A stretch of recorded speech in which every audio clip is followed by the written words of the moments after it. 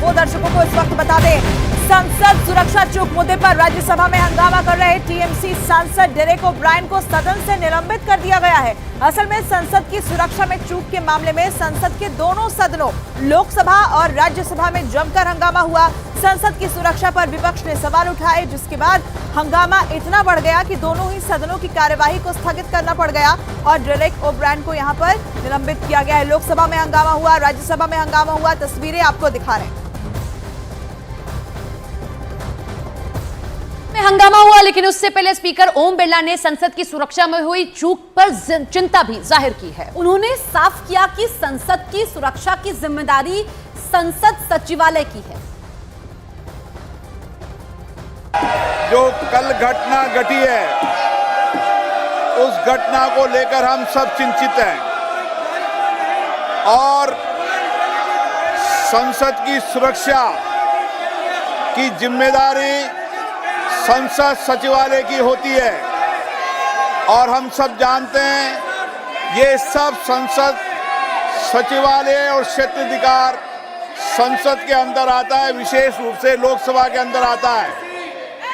और इसीलिए मैंने आपसे कल चर्चा की है, संवाद किया है, फिर हम चर्चा करेंगे, आप लोगों सबको बुलाकर चर्चा करेंगे।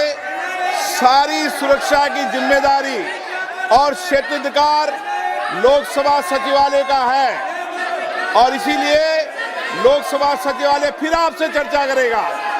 गलत तरीका है, आप जाकर सदन में बैठिए। नो।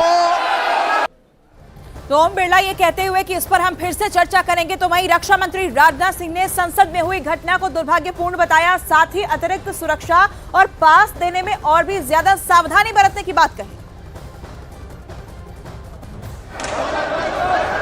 दुर्भाग्यपूर्ण घटना है, इसमें कहीं दो मत नहीं है और आपने तुरंत इसका संज्ञान लेते हुए इस मामले की पूरी जांच का जो है आदेश दे दिया है।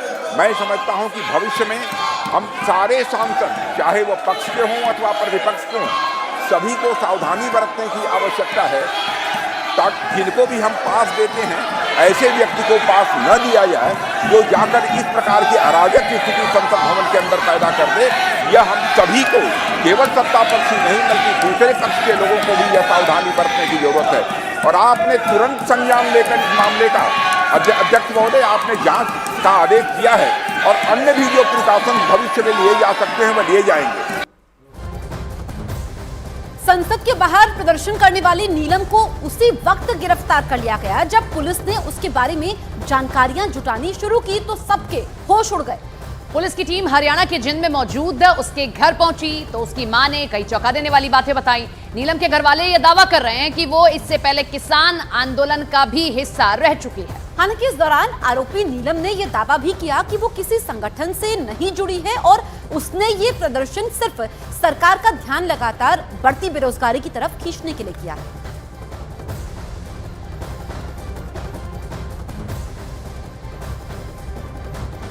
ये क्या बात हुई है, क्या घटना है, क्यों घटी आपने, ये क्यों किया? पहले तो पूछेंगे, हमें पता नहीं है खुद भी। अब जाके पता करेंगे, वहाँ मिलेंगे, देखते हैं मिलने देंगे या नहीं मिलने देंगे। आखिरी बार घर में किसकी बातचीत हुई थी बहन से? परसों बात हुई थी, सुबह बात हुई थी कि मेरी माँ है तो बीमार चल रही है, उसको दवाई दिलाने के लिए गई थी।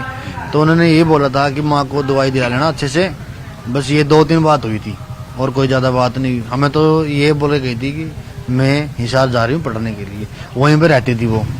अब उसका जाएंगे, किराए पे भेजेंगे, गाड़ी आपके सामने भेजेंगे, पीजीसी का सामान उठा के लेके आएंगे, उसके डॉक्यूमेंट्स वगैरह हैं, जो किताबें हैं सभी वहीं पे हैं, उसको उठा के लेके आएंगे। अब जाएंगे पहले तो उनको। तो अभी वो दिल्ली में नहीं रह रही थी इस टाइम? नहीं, दिल्ली में नहीं, वो हिसार रह रही थी, पीजी में थी हिसार। अब निकालेंगे उसका भी एड्रेस, कौन सी पीजी में था, हमें तो ये भी नहीं पता था कौन सी पीजी में है।